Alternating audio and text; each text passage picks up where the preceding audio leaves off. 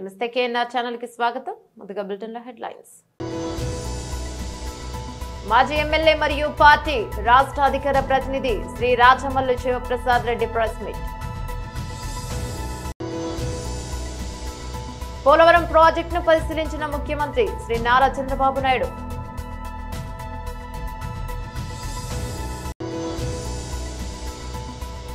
ప్రభుత్వ బడులకు కొత్త రూపు సీఎం రేవంత్ రెడ్డి.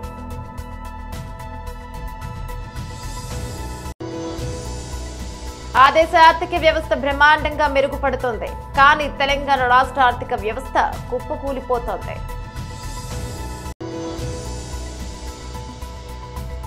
అసెంబ్లీలో మాజీ మంత్రి ఎమ్మెల్యే హరీష్ రావు మాట్లాడారు. పార్వతీపురం మన్యం జిల్లా సీతానగరం మండలం నిడగలు గ్రామంలో 600 వైసీపీ కుటుంబాలు పార్వతీపురం స్థానిక శాసనసభ్యులు బోనల విజయ్ చంద్ర సమక్షంలో బుధవారం రాత్రి తెలుగుదేశం పార్టీలో చేరారు. ముందుగా గ్రామస్తులు స్థానిక శాసనసభ్యులకు ఘన స్వాగతం పలికి అనంతరం జరిగిన సమావేశంలో తెలుగుదేశం కండువా కప్పుకున్నారు. ఈ సందర్భంగా స్థానిక శాసనసభ్యులు బోనల విజయ్ చంద్ర మాట్లాడుతూ తెలుగుదేశం పార్టీ కార్యకర్తలు బెదిరించినా అభివృద్ధిని అడ్డుకున్నా సహించేది లేదని హెచ్చరించారు. ప్రభుత్వం చేపడుతున్న సంక్షేమ అభివృద్ధి కార్యక్రమాలు చూసి పట్టణం పల్లె అని తేడా లేకుండా అన్ని చోట్ల వైసీపీ నాయకులు కార్యకర్తలు తెలుగుదేశం పార్టీ గూటికి చేరుతున్నారని వివరించారు. నిడగల్లు గ్రామాన్ని వైసీపీ ప్రభుత్వం ఏమీ పట్టించుకోలేదని, అందువలన వైసీపీని విడి టీడీపీలోకి వచ్చామని, నేటి నుంచి తమ గ్రామాన్ని అభివృద్ధి చేయడమే తమ ధ్యేయమని గ్రామస్తులు తెలిపారు. మీడియా ముఖంగా తెలిపారు.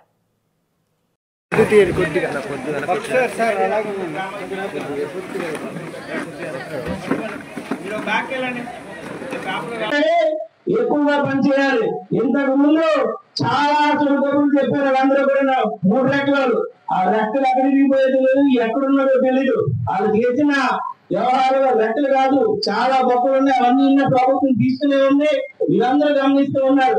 కబ్జా కోర్లు వాళ్ళందరూ కూడా ఎంత కబ్జా కోర్లు, చెరువులు వదల్లా లాస్ట్ అంగన్వాడీ వాళ్ళు వదల్లా.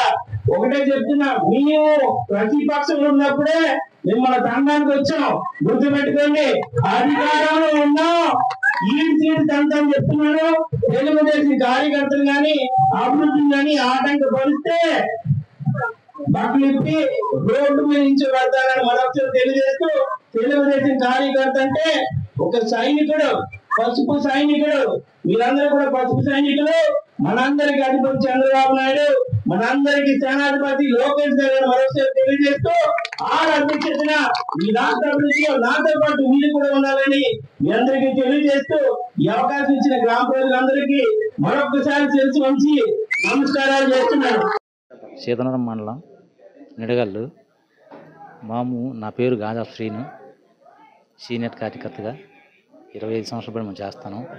పార్టీకి వెళ్ళడానికి కారణం ఏంటంటే గ్రామం అభివృద్ధి లేదని వెళ్ళలేదు. మరి జగన్ టైంలోని రోడ్లు మంచి చెట్లు లేవు, మేము వెనకబడి ఉన్నాము. వాటి గురించి మేము అభివృద్ధి గురించి అడుగు ముందుకు వేసాం. పంతాలు లేకుండా అభివృద్ధి గురించి ఎమ్మెల్యే గారితో అడుగులు వేసి అభివృద్ధి చేద్దామని వెళ్ళాము. అంతేగాని మరేమీ కాదు. ఏ పనులున్నా చేస్తానని చెప్పారు. ఇప్పుడు స్టేజ్ మీద చెప్పారు, మీకు తెలుసది. ఆ దీనికే మేము అన్ని ఖండించి వెళ్ళాము. సార్ మా గ్రామం వెనకపడ్డది, మా గ్రామంలో మేము వెళ్తున్నాం, పార్టీలతో కాదు సార్, మీరు మాకు ఒక అడుగు సాయం చేస్తే బాగుంటుందని చెప్పేసి మేము వెళ్ళి మాట్లాడాం. 800 ఇల్లు సార్, 800 ఇల్లు. ఎంపీటీసీ వైస్ ఎంపీపీ, సర్పంచ్, మాజీ సర్పంచులు ఇద్దరు, మాజీ ఎంపీటీసీలు ఇద్దరు. గడప 1250 అండి. 800 మంది జాయిన్ అయ్యాం. ఉన్నది వీళ్ళు జనసేన ఇవన్నీ ఉన్నాయి, పార్టీలు ఉన్నాయి. తొలి టీడీపీ గొప్ప ఇల్లు ఉంది కదా, ఆలోపని అది ఆయాస మీద వెళ్ళాము. పార్టీ కోసమే మేము మరి ఇప్పుడు మాకు ఏ కావాలన్నా ఆయనతో మేము చేయించుకుంటాం. అలాగే వాళ్ళు కూడా పార్టీలో ఉండాలని, పార్టీ ఇప్పుడు అంతా సమిష్టిగా ఉండాలని వాళ్ళు వచ్చారు కాబట్టి వాళ్ళు మేము కొలుపుకున్నాం. ఎమ్మెల్యే గారి ప్రకారంగా ఆయన అయితే పార్టీ గ్రామం మొత్తం మీద ఒకే పార్టీ ఒకే జెండా అవ్వాలి. పార్టీలు కలిసినంత మాత్రాన్ని ఏది ఆశించుకుని డెవలప్మెంట్కే వస్తాండ్రు, ఏ ఒక్కటి కూడా ఆశించుకున్నా వస్తాండ్రు. కాబట్టి మీరైతే పార్టీ కష్టపడ్డారు కాబట్టి పార్టీ కష్టపడిన వాళ్ళకే ప్రయారిటీ ఉంటుంది అని చెప్పడం జరిగింది. దానివల్ల ఆయన మాట మేము ఎగ్రీ చెప్పిన ప్రకారంగా మేము ఒక మొత్తం ఎన్ని కుటుంబాలు ఉంది? 500 కుటుంబాలు ఉంటాయి.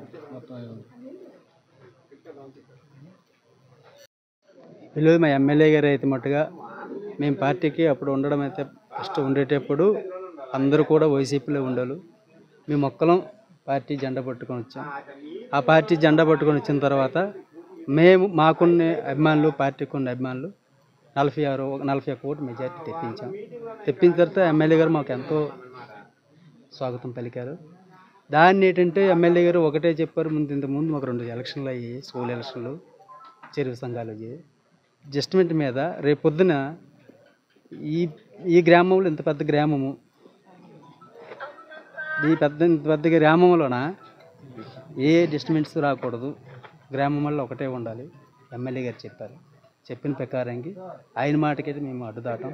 ఆయన ఎలా చెప్తే అలా చేస్తాం, దానికి కట్టుబడి ఉంటాం ప్రస్తుతానికి. తర్వాత ఎలాగ ఉంటుంది అనేది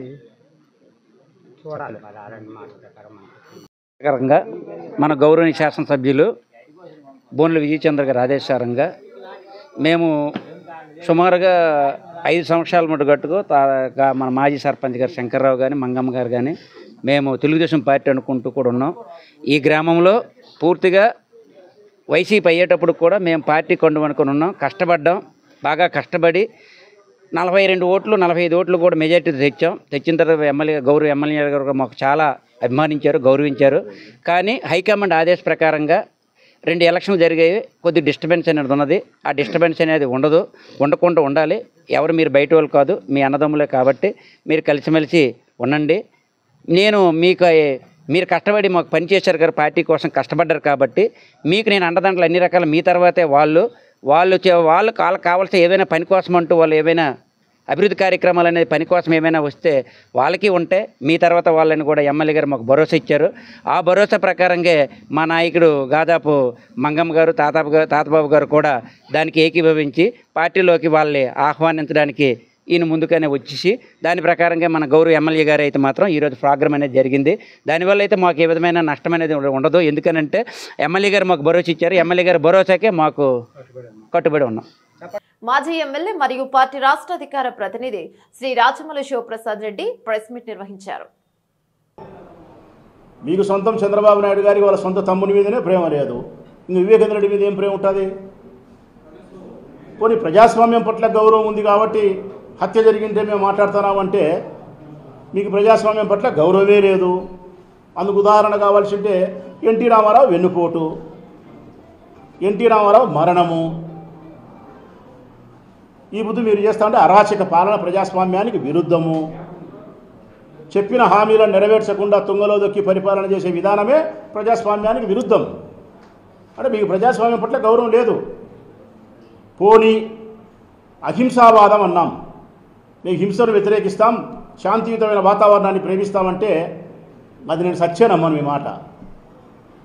కారణం మల్లెల బాబ్జీ మరణ ఉదంతాన్ని చెప్పాల్సి వస్తుంది, పింగళి దశరథరాం హత్య గురించి చెప్పాల్సి వస్తుంది, ఎన్టీ రామారావు గారి మరణం గురించి చెప్పాల్సి వస్తుంది, వంగవీటి రంగా హత్య గురించి చెప్పాల్సి వస్తుంది, వైఎస్ రాజశేఖర రెడ్డి మరణం వెనుక ఉండే అనుమానాన్ని నివృత్తి చేయమని కోరాల్సి వస్తుంది.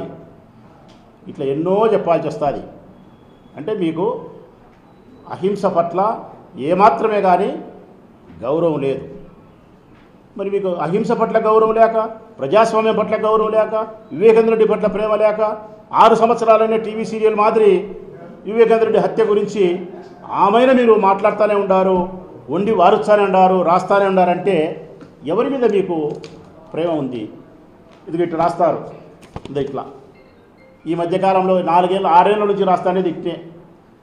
Krishna Reddy direction, Avinash Reddy direction, Krishna Reddy action. ఇది ఒకరోజు, నిన్న ఒకరోజు, 6 సంవత్సరాలుగా. మరి దేనికోసం? దేనికోసం అంటే రాష్ట్ర ప్రజలారా ఒకే ఒక కారణం, వివేకానంద రెడ్డి రక్తం తీసుకొచ్చి మా జగన్మోహన్ రెడ్డి గారి చొక్కాకు పుయ్యాల పూర్తిగా ఇట్లా. ఎంత విచిత్రం అంటే రక్తము మాదే, చొక్కా మాదే. ఒరి దీని అమ్మ జీవితమేసరా, రక్తము మాదే, సొక్క మాదే, చనిపోయిన వ్యక్తి మా కుటుంబ సభ్యుడే. ఎవరు సొక్కాకు పూస్తున్నారు మీరు? జగన్మోహన్ రెడ్డి రాజకీయం అనే సొక్కాకు మీరు రక్తం పూసి ఆయనను అపపవిత్రుని చేసి సర్వనాశనం చేయాలా? ఎట్లా దీనికి మార్గం? జగన్మోహన్ రెడ్డి హత్యలో భాగస్థుడు అని చెప్పి రాష్ట్ర ప్రజలను నమ్మించి ఆయన వ్యక్తిత్వాన్ని హననం చేయాలంటే ఒక పావు కావాలా మీకు? బలిపీఠం ఎక్కడానికి ఓ మనిషి కావాలా? ఆ బలిపీఠం ఎక్కడానికి మీరు ఎన్నుకున్న మనిషే మా ఎంపీ అవినాష్. కారణం ఆయన స్వయానా జగన్మోహన్ రెడ్డి గారికి తమ్ముడు కావడం చేత తమ్ముని హత్యలో భాగస్థుని చేస్తే జగన్మోహన్ రెడ్డికి ఆ రక్తపు మరకలు అంటించడం చాలా సులభంగా ఉంటుంది, ప్రజలు చాలా సులభంగా నమ్మించవచ్చని చెప్పి అవినాష్ని తెర మీదకి తీసుకొచ్చినారు మీరు. 6 సంవత్సరాలకి పోలవరం ప్రాజెక్టును పరిశీలించిన ముఖ్యమంత్రి శ్రీ నారా చంద్రబాబు నాయుడు ఇచ్చి ఈరోజు మీరు చూస్తే చాలా ఇబ్బందులు పడ్డారు. ఇంత మునుపు కూడా ఒకసారి మీరు చూస్తే చాలా తక్కువ డబ్బులు ఇస్తే ఆ రోజు నేను వచ్చినప్పుడు భారీగా పెంచి ఇమ్మీడియట్గా ఆ రోజు చూస్తే 14-19లో 4,311 కోట్ల రూపాయలు మీకు చెల్లించిన ప్రభుత్వం ఆనాటి ఎన్డీఏ ప్రభుత్వం, తెలుగుదేశం అని చెప్పి కూడా నేను మీ అందరికీ విజ్ఞప్తి చేస్తున్నా. ఆ తర్వాత మీరు చూస్తే నిన్నటి వరకు 5 సంవత్సరాలు బాధితుల్ని పట్టించుకున్న సందర్భమే లేదు. మీకోసం ఆలోచించిన దాఖలాలు లేవు. కడాన మిమ్మల్ని చూస్తే చాలా బాధేస్తుంది. నేనే మీకు ఒక భరోసా ఇచ్చాను. దానికి కూడా కారణం మీరు చూస్తే 7 మండలాలు తెలంగాణలో ఉండే మండలాలు విభజన జరిగిన తర్వాత మొట్టమొదటిసారిగా ప్రధానమంత్రి గారితో మాట్లాడి ఈ పోలవరం ప్రాజెక్టు పూర్తి కావాలంటే 7 మండలాలు ఆంధ్రప్రదేశ్కి ఇస్తే తప్ప సాధ్యం కాదని ఒప్పించి ఆ రోజు ఈ మండలాలు తీసుకొచ్చాం. అది నాకు ఒక నైతిక బాధ్యత అని చెప్పి కూడా నేను మీకు తెలియజేస్తున్నా. అందుకే ఎప్పుడు కూడా నేను వీలైనంత వరకు మీకు న్యాయం చేయాలి, అన్ని విధాలు ఆదుకోవాలని చెప్పి ముందుకు పోయాం. ఈరోజు కూడా ఈ ప్రభుత్వం వచ్చిన తర్వాత 828 కోట్ల రూపాయలు మీ అకౌంట్లో వేసామంటే అది మాకుండే మీ మీద ప్రేమ, కమిట్మెంట్ అని చెప్పి కూడా నేను మీకు తెలియజేస్తున్నా. నాయకులు చాలా విషయాలు చెప్తూ ఉంటారు. ఫ్రీగా వచ్చింది కాబట్టి ఆ రోజు మీరు చూస్తే అపోజిషన్లో ఉన్నాడు కాబట్టి 10 లక్షలు ఇస్తామని అనౌన్స్ చేసి వెళ్ళిపోయాడు. ఇచ్చాడా అని నేను అడుగుతున్నా. 5 ఏళ్ళు ఒక పైసా ఇచ్చాడా అని అడుగుతున్నా. వరదలు వస్తే మిమ్మల్ని చూశారా అని అడుగుతున్నా. మీకు వరదలు వస్తే ఎన్టీఆర్ మెమోరియల్ ట్రస్ట్ ద్వారా కాస్తో కోస్తో డబ్బులు మొబిలైజ్ చేసి ఆ రోజు నెహ్రూ కూడా ఇక్కడే ఉన్నాడు. అందరం గ్రామం తిరిగి కొంతవరకు మిమ్మల్ని ఆదుకున్న పార్టీ ప్రభుత్వం, ఆనాటి ప్రభుత్వం పార్టీ అని చెప్పి కూడా నేను మీకు తెలియజేస్తున్నా. అయితే రేపు మళ్ళా వచ్చి మీకు చెప్పచ్చు ఏదో చేసేస్తానని. ఏమీ చేసేటి ఏమి ఉండవు. వీళ్ళకి అధికారం తప్ప మీకు అన్యాయం చేస్తే ఒక యాంగిల్ చేశాడు. పోలవరాన్ని ఏం చేశాడో మీరు చూశారు. ఎప్పుడో పూర్తి అయిపోయి ఉండాలి. ఆ రోజు తెలుగుదేశం ప్రభుత్వం కంటిన్యూ అయి ఉంటే 2020కి పోలవరం ప్రాజెక్టు పూర్తయి. తెలంగాణ శాసన మండలిలో సీఎం రేవంత్ రెడ్డి మాట్లాడారు. చైర్మన్ సార్, తెలంగాణలో విద్యాశాఖపై స్వల్పకాలిక చర్చ. మొన్న జరిగిన శాసన మండలి సమావేశాల సందర్భంగా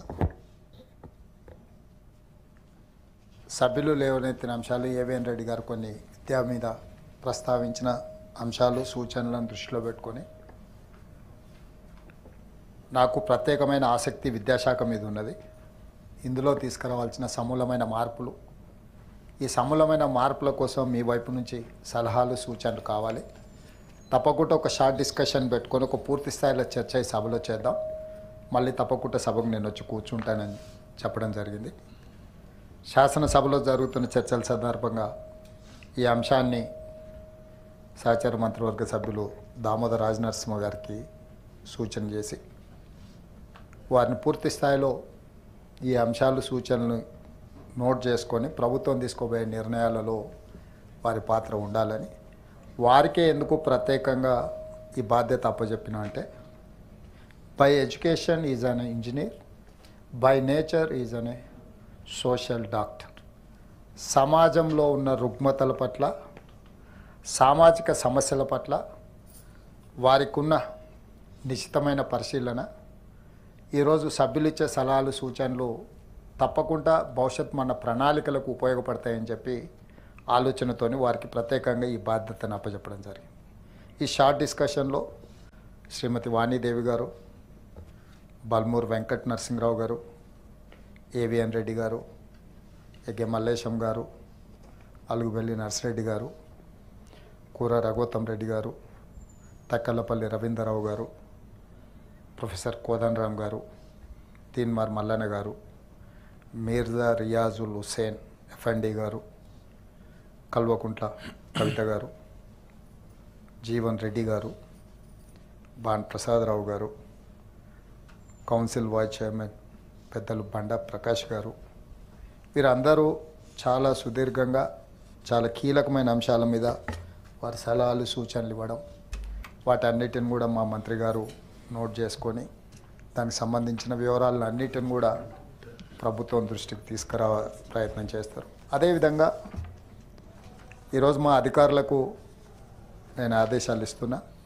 ఈ సభలో సభ్యులు ప్రస్తావించిన అంశాలను పూర్తిగా నోట్ చేసుకొని మనం ప్రత్యేకంగా అపాయింట్ చేసుకున్న విద్యా కమిషన్కి వివరాలన్నిటిని అందించడం ద్వారా, విద్యా కమిషన్ ద్వారా మనం ఆల్రెడీ రాష్ట్రంలో నలుమూలల వాళ్ళు పర్యటన చేసి వారు కొన్ని సూచనలు సలహాలు ఇచ్చిండ్రు. నేను ముఖ్యమంత్రిగా బాధ్యత చేపట్టి ప్రభుత్వం ఏర్పాటు చేసిన తర్వాత విద్య పట్ల ప్రత్యేకమైన విధానాన్ని తీసుకురావాలి, నిరంతరం ప్రాథమిక విద్యను, ప్రాథమిక ఉన్నత విద్యను, అదేవిధంగా కళాశాల విద్యను, వీటన్నిటిని కూడా ప్రత్యేకంగా పర్యవేక్షించాలని ఒక ఎడ్యుకేషన్ కమిషన్ అపాయింట్ చేసింది. కమిషన్ ఉంటే ఏమైందంటే, భారతదేశ ఆర్థిక వ్యవస్థ బ్రహ్మాండంగా మెరుగుపడుతోంది. 10 ఏళ్లలో భారతదేశ ఆర్థిక వ్యవస్థ 105% పెరిగింది. కానీ అదే 10 ఏళ్లలో తెలంగాణ రాష్ట్ర ఆర్థిక వ్యవస్థ మాత్రం కుప్పకూలిపోయింది. భారతదేశ ఎకానమీ రికార్డులు బ్రేక్ చేస్తాను. తెలంగాణ ఎకానమీ ఇట్లా ఉంటే ఇవాళ భారతదేశంలో economy 105% GDP growth in the past 10 years అధ్యక్ష, రికార్డ్ బ్రేక్ అయింది. మనది 2014 నాటికి కాంగ్రెస్ ప్రభుత్వం, తర్వాత బీజేపీ ప్రభుత్వం వచ్చే నాటికి 2014లో మన $2 trillion economy, India was a true $2 trillion economy. ఇవాళ మోదీజీ వచ్చిన తర్వాత 105% ఇంక్రీజ్. ఇవాళ మన సైజ్ ఆఫ్ ఎకానమీ ఎంత తెలుసా అధ్యక్ష? $4.3 trillion ఎకానమీ. ప్రపంచంలో ఏ దేశం కూడా వృద్ధి సాధించలేదు అధ్యక్ష. No other country in the world has achieved this target అధ్యక్ష. 5th largest economy in the world is India. ఇదే రేటు కొనసాగిస్తే ఇదే సంవత్సరం మన జపాన్ దాటి 4వ స్థానానికి పోతాం, 2 సంవత్సరాలు జర్మనీని దాటి 3వ స్థానానికి పోతాం. We are going to be 3rd largest economy in the world in just matter of 2 years అధ్యక్ష. China growth in last 10 years was 74%, 74%. America growth percentage 28%, mere 28%. నేనేం చెప్తున్నా అంటే 60 ఏళ్ల కాంగ్రెస్ పాలనలో మనం సాధించింది $2 trillion ఎకానమీ మాత్రమే. ఇవాళ 11 సంవత్సరాల్లో కేంద్రం తెలంగాణ రాష్ట్రానికి 11 లక్షల కోట్లు ఇచ్చింది అధ్యక్ష. ప్రతి సంవత్సరానికి 1,00,000 కోట్లు. ఈ బడ్జెట్లో మనం పెట్టుకునే అంకెల్లో 1,00,000 కోట్లు కేంద్రం జమ చేస్తుంది. And centrally sponsored schemes, grant in AIDS, as well as devolution of central taxes, ఈ 3 పద్ధతుల కింద మనకు వచ్చేటి 1,00,000 కోట్ల రూపాయలు. కేంద్రం సహకరించకపోతే ఈ రాష్ట్రం ఒక్కరోజు కూడా మనుగడ సాధించలేదు అధ్యక్ష. ఇది నా ప్రగాఢ విశ్వాసం, అందరికీ తెలిసిన విషయం. దీంట్లో పెద్ద దీనికి వివాదమే లేదు. అసెంబ్లీలో మాజీ మంత్రి ఎమ్మెల్యే హరీష్ రావు మాట్లాడారు. ముఖ్యంగా రాష్ట్రంలో ఎంతోమంది కిడ్నీ, లివర్, అదేవిధంగా వేరియస్ ఆర్గాన్స్ ట్రాన్స్ప్లాంట్ కోసం ఎదురు చూస్తున్నటువంటి వాళ్లకు త్వరితగతిన ఆర్గాన్స్ పొందడానికి ఫెసిలిటేట్ చేస్తుంది. ముఖ్యంగా ఈ రాష్ట్రంలో ఇప్పటికీ 3,724 మంది ఆర్గాన్ కోసం దరఖాస్తు చేసుకొని బ్రెయిన్ డెడ్ కేసు ఏదైనా దొరికితే ఆర్గాన్ దొరుకుతుందేమో అని ఎదురు చూస్తూ ఉన్నారు. అటువంటి వాళ్ళకి ఇది ఎంతో రిలీఫ్ ఇస్తుంది. ముఖ్యంగా ఇంతకుముందు ఏంటంటే పిల్లలకైతే తల్లిదండ్రుల నుంచి ఇవ్వచ్చు, తల్లిదండ్రులు పిల్లలకి ఇవ్వచ్చు, లేదా బ్రదర్ అండ్ సిస్టర్స్ ఇచ్చేంత వరకే ఫెసిలిటీ ఉండేది డొనేషన్. ఈ బిల్లు ద్వారా ఏమవుతుందంటే గ్రాండ్ పేరెంట్స్, గ్రాండ్ చిల్డ్రన్ కూడా డొనేట్ చేయడానికి ఈ బిల్లు మనకు ఫెసిలిటేట్ చేస్తుంది. రెండవది స్వాప్. సపోజు మన కుటుంబ సభ్యుల బ్లడ్ గ్రూప్ కుదరలేదు, ఇంకొకరి కుటుంబ సభ్యులకు కూడా బ్లడ్ గ్రూప్ కుదరట్లేదు, అప్పుడు వాళ్ళది వీళ్ళు, వీళ్ళది వాళ్ళు తీసి స్వాప్ చేయడం ద్వారా కూడా ఈ ఆర్గాన్ డొనేషన్కు ఫెసిలిటేట్ చేస్తుంది.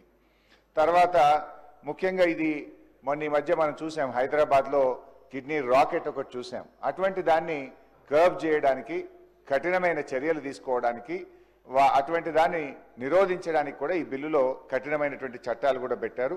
దాన్ని కూడా ఇది చాలా మంచి నిర్ణయం అధ్యక్ష, వెల్కమ్ అధ్యక్ష. ఇకపోతే అధ్యక్ష, బ్రెయిన్ డెడ్ విషయంలో కూడా ఇంతకుముందు only neurology, neuro surgery doctor మాత్రమే డిక్లేర్ చేయాలని ఉండేది. ఇక్కడ కొంచెం మరింత సింప్లిఫై చేసినారు. బ్రెయిన్ డెడ్ డిక్లరేషన్ విషయంలో మనకు అనెస్థెటిస్ట్ కానీ, అదేవిధంగా ఫిజిషియన్ కానీ, ఒక ఎంబీబీఎస్ డాక్టర్, ట్రైన్డ్ ఎంబీబీఎస్ డాక్టర్ను మనం ఆథరైజ్డ్ డాక్టర్గా డిక్లేర్ చేస్తే వాళ్ళు కూడా బ్రెయిన్ డెడ్ను డిక్లేర్ చేయొచ్చు. అప్పుడు ఏమైందంటే ఆ బ్రెయిన్ డెడ్ డిక్లరేషన్ జరిగి వెంటనే మనం అతన్ని తీసుకొచ్చి అతని యొక్క ఆర్గాన్స్ మనం తీసుకోగలిగితే మరో 10 మందికి ప్రాణం పోయొచ్చు. ఒకరు చనిపోతూ 10 మందికి ప్రాణదానం చేసేటువంటి ఒక గొప్ప కార్యక్రమం అధ్యక్ష. ఇది ఎవరిమైనా మనం వెల్కమ్ చేస్తాం. ముఖ్యంగా మన రాష్ట్రం చాలా బాగా చేసింది అధ్యక్ష. ఇన్ఫాక్ట్ నేను మీ దృష్టికి కూడా తేవాలి, ఇంతకుముందు జీవన్ దాన్ అనే ప్రోగ్రాం పేరు మీద మన తెలంగాణ రాష్ట్రంలో చేశాం. గతంలో మీరు చూస్తే ఇప్పుడు ఇంకింత ఫెసిలిటేట్ అవుతుంది అది. గతంలో మీరు చూస్తే అధ్యక్ష 2013లో 189 ఆర్గాన్ ట్రాన్స్ప్లాంట్స్ మన రాష్ట్రంలో జరిగితే, బీఆర్ఎస్ ప్రభుత్వం వచ్చిన తర్వాత 2014 233, 2015 364, 2016 411, 2017 563, 2018 573, 2019 469, 2020 కరోనా సంవత్సరం 257, దెన్ 2021 616, 2022 716, 2023 729, 2024 725 ట్రాన్స్ప్లాంట్ జరిగినాయి. భారతదేశంలోనే అత్యధిక ట్రాన్స్ప్లాంట్ చేస్తున్న రాష్ట్రంగా తెలంగాణ రాష్ట్రం కేంద్ర ప్రభుత్వం నుంచి అనేక అవార్డులు కూడా గతంలో పొందింది. అంటే బీఆర్ఎస్ హయాంలో కూడా ఈ ప్రాణాలు కాపాడడానికి మేము చాలా కృషి చేశాం. వరుసగా బులెటిన్ ముగించే ముందు హెడ్లైన్స్ మరోసారి. మాజీ ఎమ్మెల్యే మరియు పార్టీ రాష్ట్ర అధికార ప్రతినిధి శ్రీ రాచమల్లు శివప్రసాద్ రెడ్డి ప్రెస్ మీట్. పోలవరం ప్రాజెక్టును పరిశీలించిన ముఖ్యమంత్రి శ్రీ నారా చంద్రబాబు నాయుడు.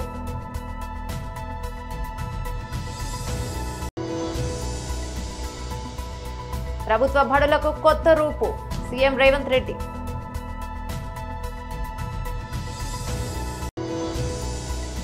ఆ దేశ ఆర్థిక వ్యవస్థ బ్రహ్మాండంగా మెరుగుపడుతోంది, కానీ తెలంగాణ రాష్ట్ర ఆర్థిక వ్యవస్థ కుప్పకూలిపోతోంది.